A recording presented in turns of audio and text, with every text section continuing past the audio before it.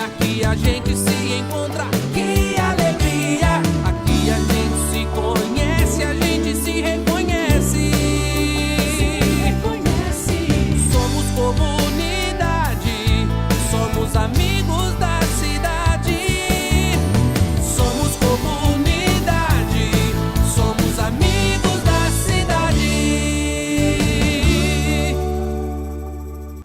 Bom dia, estamos no ar, esse é o programa Amigos da Cidade e hoje, terça-feira, parece que vamos ter um solzinho lá fora, tomara que sim. Mas se não tivermos, nós vamos enfrentar, seja uma pequena chuva, uma grande chuva, nós vamos administrar. E como eu disse ontem, que assim seja na sua vida, na nossa vida, que nós possamos enfrentar os tempos que nos acontecem e que saibamos administrar todo o tempo. Hoje, continuando a palavra que eu tenho todas as manhãs, eu entro no Evangelho de João, no capítulo 3, ao um pouquinho da multiplicação de pães e peixes. E é interessante pensar na multiplicação de pães e peixes, porque nós vemos que Jesus estava muito tranquilo e que, de repente, ao redor dele começou a haver uma manifestação de preocupação. E eu acredito que quando nós temos situações na nossa vida em que começamos a ficar preocupados, ansiosos, nós precisamos realmente reconhecer que a presença de Jesus está conosco e vamos verdadeiramente saber que nele há tranquilidade. Ele sabe muito bem como agir e como fazer. Olhamos então e vemos que naquele momento, né, de ênfase, falta o pão, falta a comida. Temos que mandar com que as pessoas vão em busca da solução do seu problema, que seria a necessidade de comer. Jesus, na sua tranquilidade, ele manda que seus discípulos vão e tragam o que tem. E eles trazem o que tem. E quando eles trazem o que tem, Jesus pega nas mãos e diz: é o suficiente, eu preciso somente do pouco para transformar em muito. Jesus precisa de um pouco do que você tem. Do seu amor, da sua fé, da sua compreensão, da sua dignidade, do seu caráter, da sua situação de dizer: eu quero fazer mais, eu quero fazer melhor, eu quero ser um cidadão melhor, eu quero praticar o bem. Jesus precisa do seu pouco, daquilo que você tem, para que Ele possa transformar em muito mais e multiplicar assim este grande bem que você tem para oferecer, para que muitos venham participar deste grande bem. Você, eu, nós não estamos vivendo nesse mundo, nessa nossa história de vida, por acaso. Há um propósito. Há um propósito para a nossa vida. Há um propósito para a sua vida, há um propósito para a minha vida. E eu preciso estar dentro desse propósito de Deus. Se eu estiver dentro do propósito de Deus, se você estiver dentro do propósito de Deus, nós vamos poder ajudar, contribuir e, através de nós, Jesus poderá alimentar a muitos. Este é o programa Amigos da Cidade. Eu sou a pastora Jurema, fique conosco.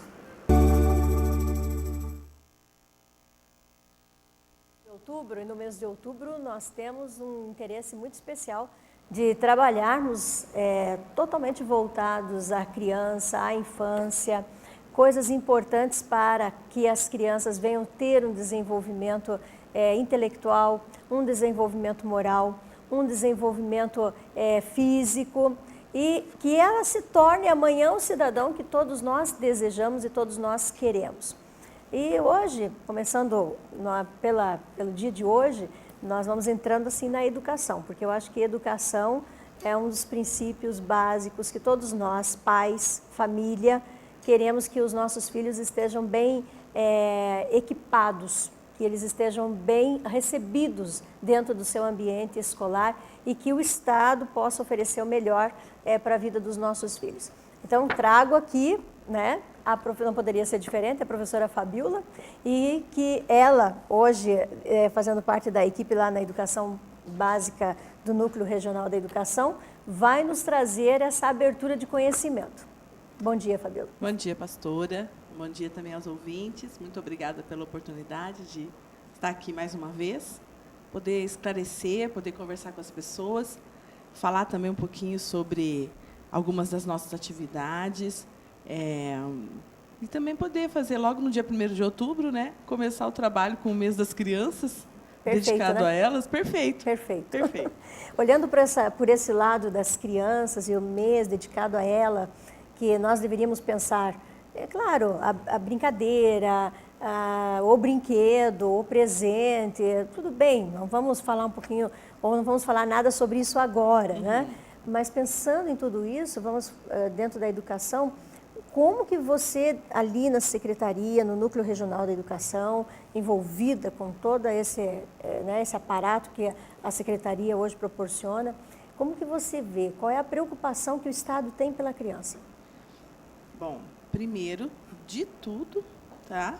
O Estado, a CED, o governo do Estado, o governo do Paraná, nessa gestão, tem uma preocupação que é esta criança na escola e garantir o acesso da criança à escola e à educação de qualidade. Esse é o primeiro. Quando nós olhamos assim o Estado preocupado, e a gente tem visto isso, nós temos acompanhado o trabalho de vocês através do núcleo, né? E nós percebemos que essa preocupação está voltada à escola que vai receber a criança e também à criança que vai estar entrando na escola? Sim.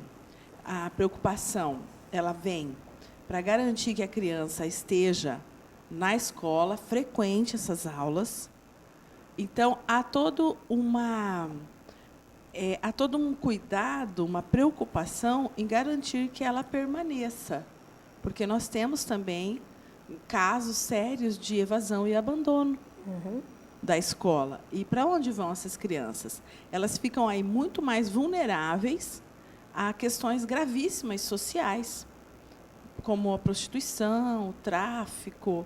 São crianças que estão, se ela não está na escola, ela é uma presa fácil para qualquer descaminho.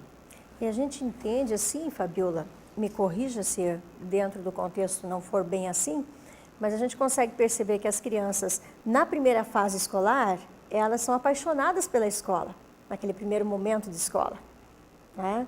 E essa paixão ela vai desaparecendo com a medida que ela vai crescendo.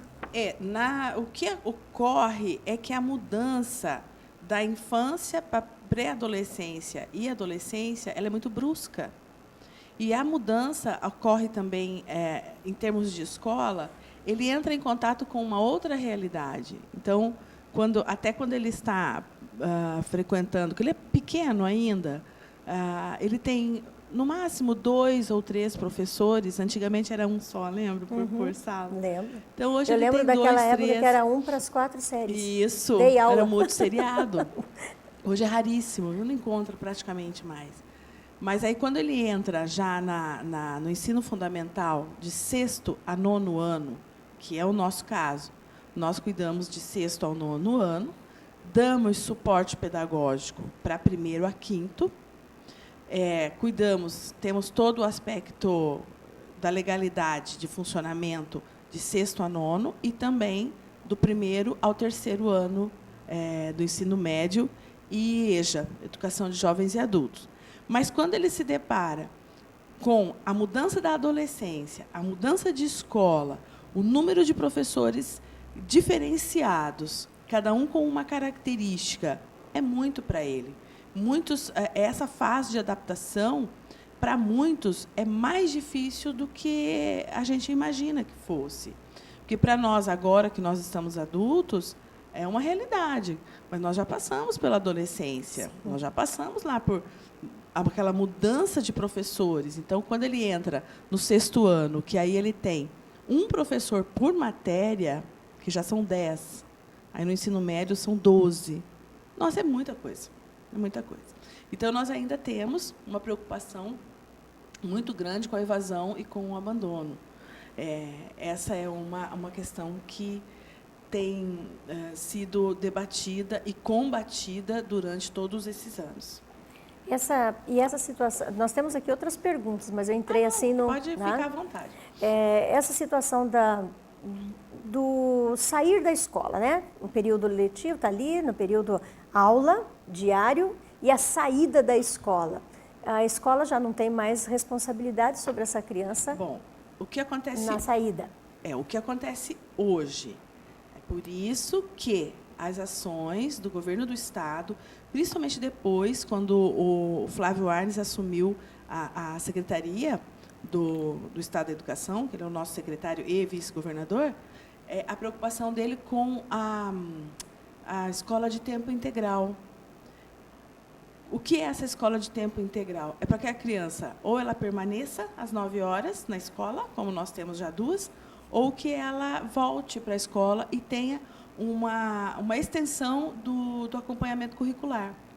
Então, ela pode voltar para a escola e aí ela vai ter mais 3 horas no contraturno. Eu ia falar à tarde, mas no contraturno. Certo. Se for à tarde, ela vem Ou de manhã ou à tarde, sim. Uhum. Isso tem se intensificado também na educação no município. Então, hoje é uma preocupação garantir que a criança fique na escola, ela fica menos vulnerável, muito menos vulnerável e mais preparada para não se tornar refém de questões sociais graves que nós temos ainda no país e também no nosso município. Você, como na área da educação, na área de toda essa visão que hoje você tem de Estado e de escolas, nós somos favoráveis à escola com grandes números de alunos? É favorável? Não. Também foi uma outra conquista, tá, dessa gestão do atual governo. Então, hoje nós temos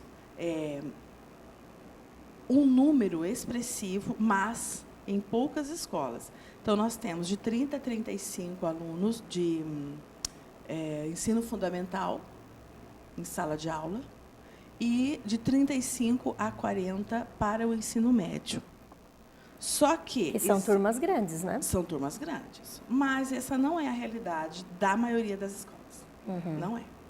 Já temos um número bem reduzido. Muito reduzido. Nós temos aí turmas com 20, 27. Depende. Nós temos colégios com 16 alunos por sala, mas, em contraponto, nós temos ainda colégios de centro com 40, 42. Por quê? As pessoas procuram mais os colégios centrais, né? E nós temos, assim, N realidades, mas, por lei, nós temos um número X de alunos em sala. Quer dizer, se você pensar que antes não havia uma legislação vigente, né, bem antes, isso há muito tempo. Então, quando eu comecei no magistério, eu cheguei a trabalhar com turmas de educação de jovens e adultos com 110 alunos. Não havia Tive turma de 6ª série com 110 alunos. Mas isso há muito tempo, né? Isso é a década de 90. Uma outra realidade. Era uma outra realidade, não... outra época, outra década, né? Sim. Fabíola, eu vejo assim que ainda temos um problema muito sério, acho que não é só em Campo Mourão, mas em muitas cidades, é que essa escolha de escola, né? Quer dizer, eu não gostaria que... Eu moro aqui, vizinha da escola, mas eu quero optar para que o meu filho estude lá naquela escola central ou aquela escola que oferece um diferencial. Bom, o que temos também, então eu vou esclarecer isso porque é bom que as pessoas entendam que existe o georreferenciamento. O que é o georreferenciamento? Quem cuida do georreferenciamento é um departamento do núcleo, que é o SERI, que é o de matrículas. E o georreferenciamento é respeitar o limite de espaço, metragem mesmo, que a criança mora da escola. Então, se ela mora próxima à escola, 2, 3 quadras de um colégio mais longe, vamos usar como exemplo a Unidade Polo, vai estudar na Unidade Polo. Entendo. Só que, muitas vezes, a gente observa que as pessoas querem trazer para colégios mais centrais. Mas isso acarreta vários problemas. Daí nós temos uma outra realidade, que o número de alunos, entendeu? Número de vagas que não conferem. E quando esses pais vão matricular essas crianças em colégios longe, eles têm que dar esse suporte de ida e vinda, né, para mas essas esse crianças. sim, tranquilo. Porque o município mesmo oferece, sim, o né? município, nosso é muito parceiro na questão do transporte. Certo. Não é tranquilo. Mas de alguma forma, se nós gostaríamos que as crianças estivessem estudando perto da sua casa, já para quê? Para que a própria mãe ali possa, deu a hora da saída, vou dar um passeio, vou encontrar o meu filho. Ele vai buscá-lo. Né? Porque longe não vai, longe eles Não, estão porque- à vontade, né? Mas aí também há a questão do transporte, essa é bem tranquilo. Só que, por que precisa respeitar o georreferenciamento? Para que não haja os transtornos que existem daí na hora da matrícula. São inúmeros. Então, você garante a matrícula de um que mora aqui, mais próximo a uma escola X. Aí vem outro que mora lá perto da escola Y e ele vai querer a vaga daquele ali. Quer dizer, há um desencontro aí de informações. E os professores, a estrutura das escolas hoje, nossa, elas atendem perfeitamente os alunos. Perfeitamente. Os professores, nossa, eles estão em vários colégios, são praticamente a rede estadual. Você tem professores no Campo Mourão, professores comuns em várias escolas, né? Então não há essa necessidade assim. A grade curricular é a mesma. É a mesma. Então o que eles vão atender? Não vejo essa diferenciação. Não vejo porque essa questão de não respeitar o georreferenciamento. Isso é muito sério. Talvez isso não muito esteja sério. trazendo um prejuízo para a criança? E isso, algumas crianças têm um desgaste emocional, porque não são elas que querem, são os pais que querem. É diferente. Você tem que ouvir o filho, você tem que ouvir aquela criança. E talvez tenha que dar oportunidade para que a escola prove que ela pode também receber, né? Porque às vezes existe um mito, né? Existe. Essa escola, muitas não, vezes, sim. eu quero aquela. Muitas vezes. Os pais, então... Um diálogo aberto com a escola. Isso, procurar a direção, o gestor daquela escola, os pedagogos que cuidam daquela escola, trocar uma ideia, conhecer a estrutura física da escola que o filho vai. Não só alimentar uma imagem que fulano e outros passaram. E nós temos muito isso, né? A nossa sociedade, ela pré-julga demais as pessoas. Então, assim, já existe um pré-conceito de alguém ou de algo.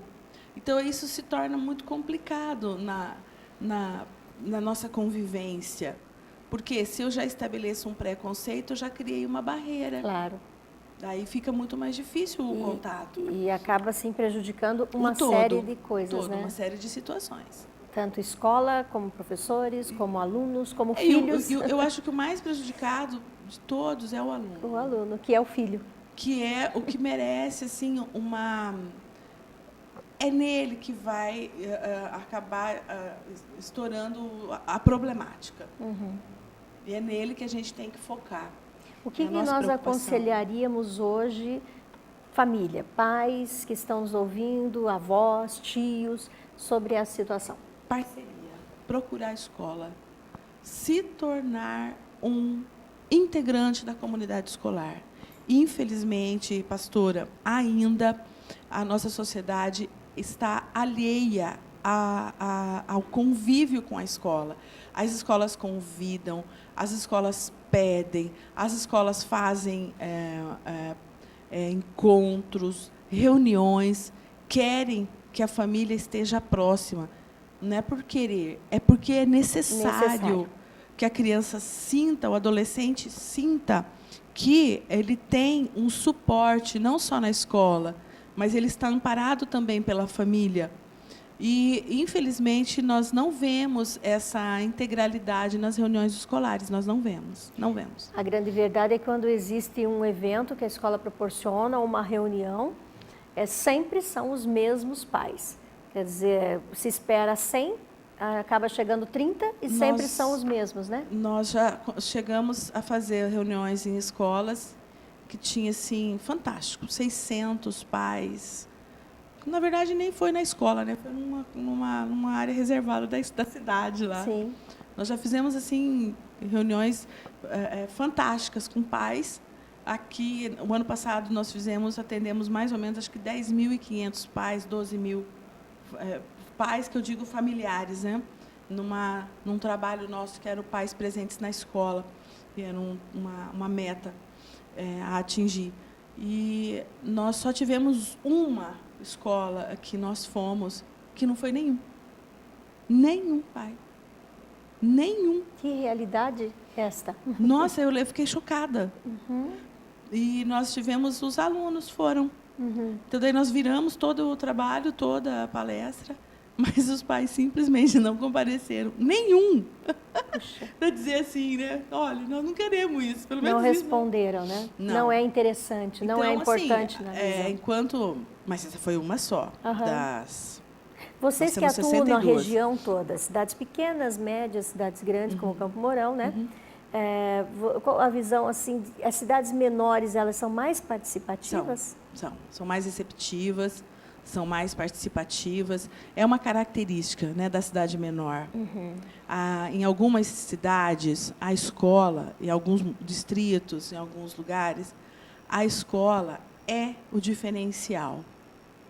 Então, a semana passada, nós fomos na quarta-feira à noite, fomos a um distrito e a escola ali é o diferencial. É ali em que tudo acontece. Onde acontecem as coisas? Na escola. Então, a escola ela é bonita, a escola ela é muito bonita. Então, ela tem um aparato todo. E, hoje, todas as escolas têm aparato tecnológico, todas as escolas têm laboratórios de informática, uma grande maioria tem laboratórios de química, física e biologia. As escolas têm, todas elas, se não receberam, já estão recebendo a lousa digital, que é um outro aparato tecnológico. Então, hoje a tecnologia está em qualquer escola, não importa se ela é um distrito, se ela é uma escola de centro. E a maioria, onde a gente vai, assim, naqueles distritos menores, a escola é o diferencial. É ali que acontecem os encontros. É ali que acontece, que a cidade acontece. É muito legal. Que a cidade se encontra para resolver seus problemas dentro da escola. É o espaço. Porque geralmente em cidades pequenas isso, né? Ou é numa igreja, né? Ou seria na escola, que é o espaço público. Exatamente. Né? É bem isso. Quando a gente vai, ou nós somos recebidos no salão paroquial, ou nós somos recebidos poucas têm uma casa da cultura, vamos colocar assim, que tem um anfiteatro, né? Poucas. Ou na maioria na salão paroquial da igreja. Mas a escola é a sala da cultura, né? A escola é a sala da cultura. Bom, eu só quero... Olha, nós deixamos as perguntas, tá, gente, que nós íamos fazer. Nós entramos ali no... Mas até melhor. Deixe-me falar com você, assim, agora, nesse último momento. Por que seria que as escolas particulares, os pais recebem o convite e eles realmente vão nos convites, nas reuniões? Eu tenho que estar, eu tenho um compromisso na escola do meu filho esta noite. A gente ouve muito isso de pais que têm seus filhos na escola particular e não ouve isso na escola pública. Olha, é cultural. Então, durante muito tempo, isso é cultural, é histórico, faz parte de um processo histórico dentro do Brasil, da história do Brasil, não é a história de Campo Mourão, mas é um processo assim cultural e histórico que tem mudado, mas isso é muito difícil. A sociedade pensar que a educação ela é participação educacional, ela é participação das pessoas. Então, você tem essa divisão, não, eu vou porque a escola particular eu estou pagando e a escola pública está pagando do mesmo jeito, porque nós somos contribuintes da mesma forma. Não existe essa diferença. Então, quando a gente fala em participação, mas lá na escola pública, eles que se virem, porque meu filho está recebendo educação de graça. Como? Como? Da onde que tirou essa ideia? Porque na escola pública, os pais pagam duas vezes, né? Porque pagam imposto também. Mas Então, o que acontece? É uma questão cultural que nós precisamos mudar no Brasil. É essa cobrança, é essa participação da escola particular. Por que é diferente? Por que na escola pública os pais não vão?